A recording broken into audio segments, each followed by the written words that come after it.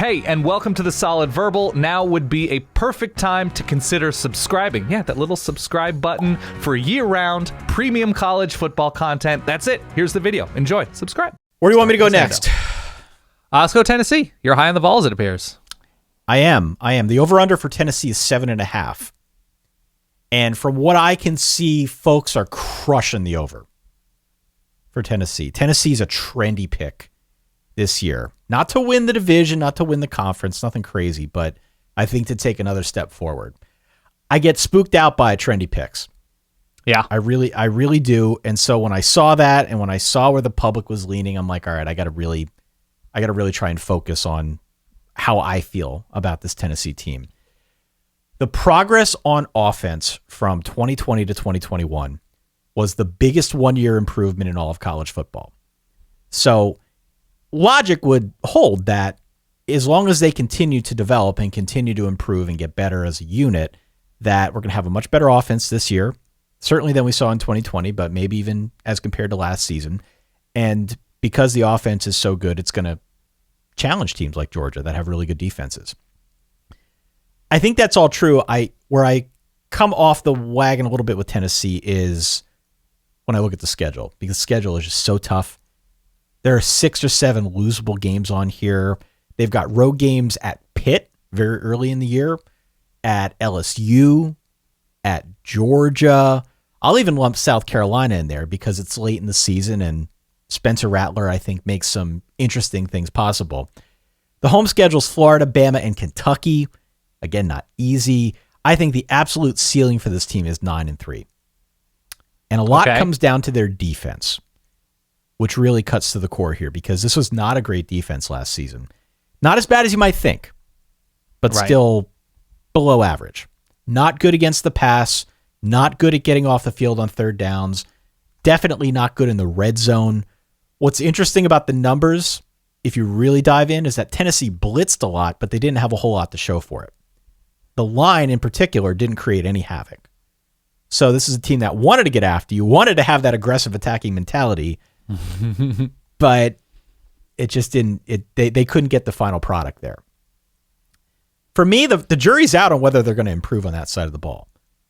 They lose some in their defensive backfield, which hurts. I think their line will be good at the edges, but weaker up the middle. Pitt in week 2 will be a very interesting go-by. Very interesting go-by because Pitt can play that power rushing game. We talked about it on the ACC preview. Pitt can play that power rushing game, and they also have enough in the passing game to at least test that Tennessee secondary. So don't sleep on that Pitt game as one that's got a lot of intrigue or some upset potential. I would expect that Tennessee's going to be favored there. I could see Pitt pulling that upset just based on the way that team is put together.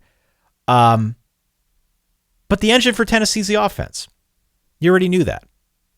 It's the offense. Yep. Josh Heupel ran almost 3 plays per minute last year, which is officially the fastest pace in all the land. He clearly knows offense. My concern, though, is twofold. One, the line's got to get better. They got to protect Hendon Hooker better. There are 4 guys back from last year's line, which was good in the running game, but not good at protecting the quarterback. No, he took a lot of hits. He took a lot of hits. If Hooker goes down, the whole thing goes down. Yep. So they got to keep him healthy. We talked about it. You'll recall when we did our spring snapshots months ago, how Tennessee and the line and trying to figure that whole thing out was a concern back then. It's still a concern now. The second thing to me is it's unclear what Hendon Hooker's targets are going to look like out wide, other than Cedric Tillman. There's a chance we finally get to experience productive Brew McCoy. He transferred again. He's at Tennessee now. He last caught a pass, 2 years ago? In 2020? Yep.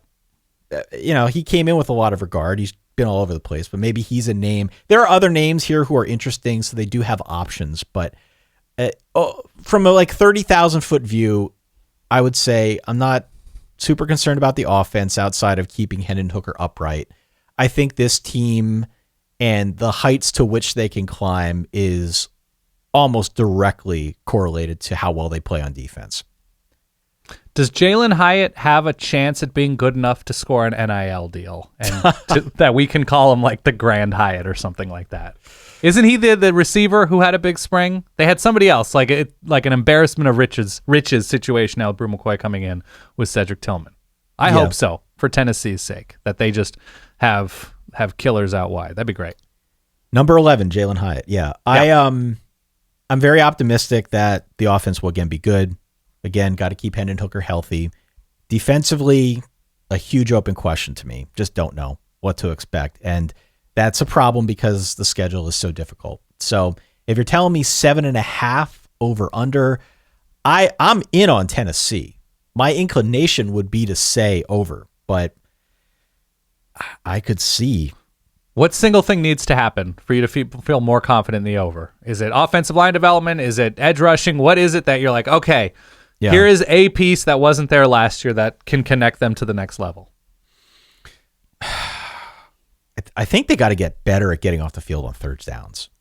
Okay. Keep the defensive legs fresh. Keep the legs fresh. I mean, it's already kind of a crazy system given how fast-paced the offense is. And, if you're totally turning it over to your offense to generate all the potential for this team, that's just not sustainable in my view. They got to get better on defense. They got to get better at getting off the field on defense. Give their offense more chances. If they're going to be running that many plays, right? Give their offense more chances to do what they do well. Yep.